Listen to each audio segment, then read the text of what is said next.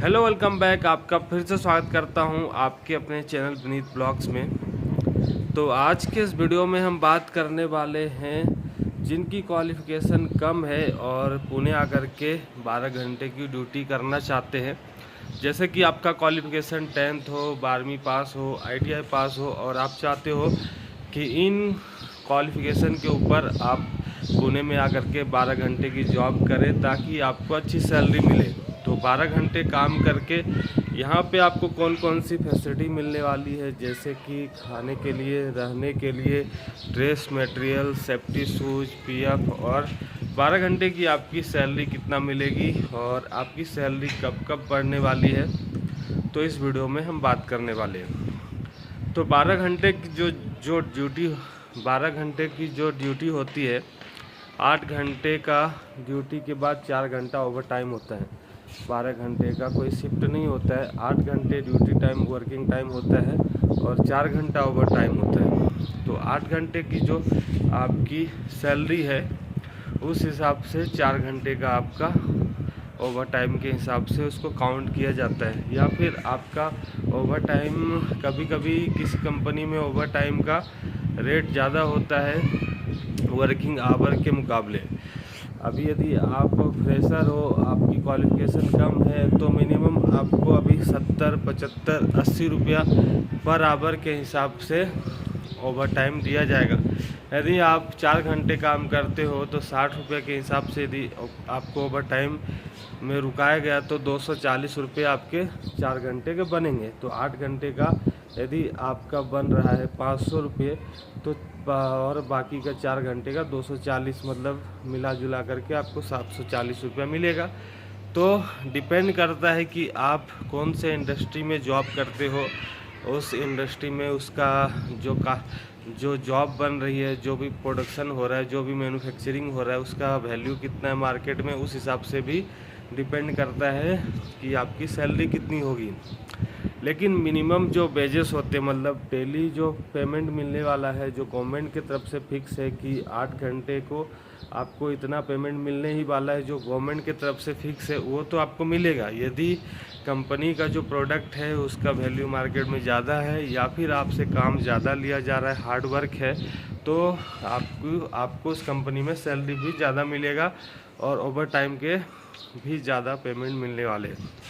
यदि आप अभी फ्रेशर हो और आकर के किसी कंपनी में लग जाते हो तो 8 घंटे की आपकी जो मिनिमम सैलरी बनेगी वो है 12,000, 11,500, 12,000 तक 8 घंटे की सैलरी होगी। यदि आपकी क्वालिफ़िकेशन 10th है, 10th से नीचे हो, 11वीं पास हो, 12वीं पास हो, कोई भी क्वालिफ़िकेशन हो, ठीक है। यदि आप फ्रेशर हो, आपके पास स्किल्स नहीं है, अनस्किल हो, मतलब आपने कभी काम नहीं किया है, या फिर जिस इंडस्ट्री में जा रहे हो जॉब करने के लिए उसके बारे में आपको मालूम नहीं, भले आप किसी अदर कंपनी में 5 साल भी काम किए हो, 10 साल काम किए हो और उस कंपनी का जो काम है इस कंपनी में काम नहीं आता है, तो इस कंपनी के लिए आप फ्रेशर हो, अनस्किल्ड हो, तो आपको अनस्किल्ड की सैलरी मिलेगी। तो 8 घंटे को के लिए आपको 11,500, मिनिमम 11,500 तक की सैलरी मिलेगी। यदि आप ओवर टाइम करते हो तो ओवर टाइम का यदि फिक्स है कि आपकी जो 8 घंटे की सैलरी है उस हिसाब से जितना आपका बनता है और आपको 4 घंटे का मिलेगा। यदि वहाँ पे ये है कि बराबर 70 रुपये घंटे आपको मिलते हैं तो 4 घंटे का आपको 280 रुपये बनेंगे। तो हर एक कंपनी का अलग अलग सिस्टम होता है। किसी कंपनी में ओवर टाइम फिक्स होता है पर आवर का, और किसी कंपनी में सैलरी के हिसाब से ही आपको सैलरी 12 घंटे का मिलेगा। यदि आप फ्रेशर के रूप में ज्वाइन करते हो, अनस्किल्ड के रूप में ज्वाइन करते हो, कैजुअल के रूप में ज्वाइन करते हो और आप 1 साल उस कंपनी में टिक जाते हो, 1 साल आपने काम कर लिया है और कम छुट्टी आपने ली है, तो 1 साल के बाद आपको कंपनी सेमी स्किल मिलेगी। मतलब आपको थोड़ा बहुत काम आता है, आपको जो बताया जा रहा है और आप अच्छे से उस काम को कर ले रहे हो, तो आपको सेमी स्किल में लिया जा रहा है। तो आपकी वहाँ पे 1 से 2,000, 1,500, 2,000 तक की साल भर के बाद सैलरी बढ़ जाएगी। और 6 महीने के बाद फिर आप अच्छा काम करते हो, अच्छा परफॉर्मेंस देते हो या फिर 6 महीने या फिर 1 साल के बाद, अगले 1 साल के बाद आपको स्किल्ड में लिया जाएगा, स्किल्ड ऑपरेटर या फिर स्किल्ड में लिया जाएगा। स्किल्ड में फिर आपकी 2000 सैलरी बढ़ जाएगी। तो इस समय आपकी पिछले साल 2000 बढ़ी थी, इस साल भी 2000 बढ़ गई। अगले 1 साल के बाद आपको ऑपरेटर में लिया जाएगा, तो ऑपरेटर में भी 2000 सैलरी बढ़ जाएगा। तो कहने का मतलब है आपको 2 साल में 6000 तक का सैलरी बढ़ेगा। यदि कंपनी अच्छी है तो जल्दी आपकी सैलरी बढ़ जाएगी।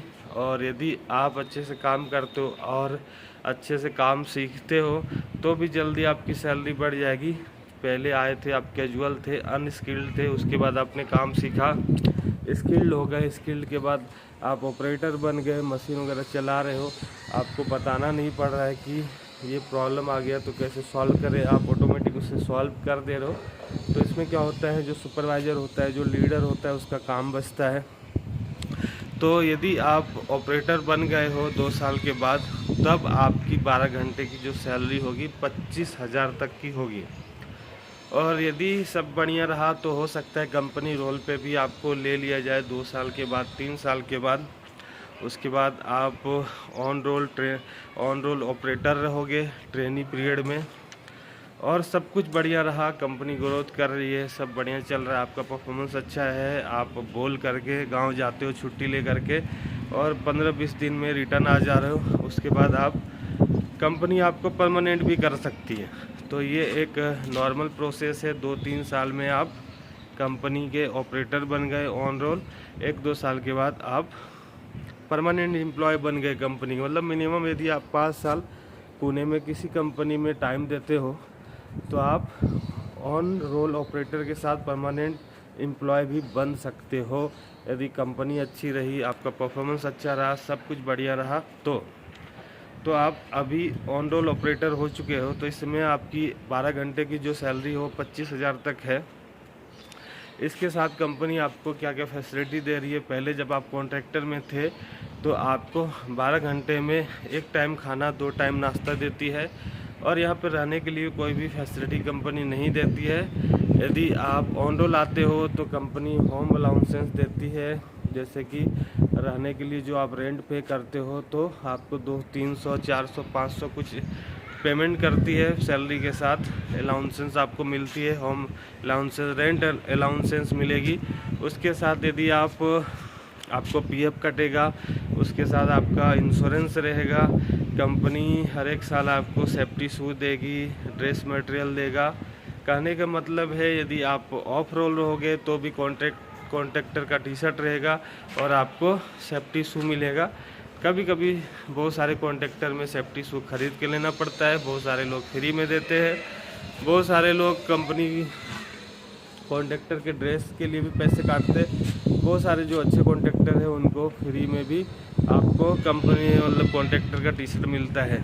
तो रहना आपको खुद के पैसे से है। कंपनी में जब तक आप टाइम देते हो तब तक जो कंपनी का खाने और नाश्ते का टाइमिंग है तब तक आप उसका फ़ायदा उठा सकते हो। जैसे कि कंपनी आप घुसे उसमें आपको नाश्ता मिल जाएगा, उसके बाद दोपहर के टाइम पे खाना, शाम के टाइम पे नाश्ता, और पेमेंट आपको टाइम टू टाइम मिल जाएगा।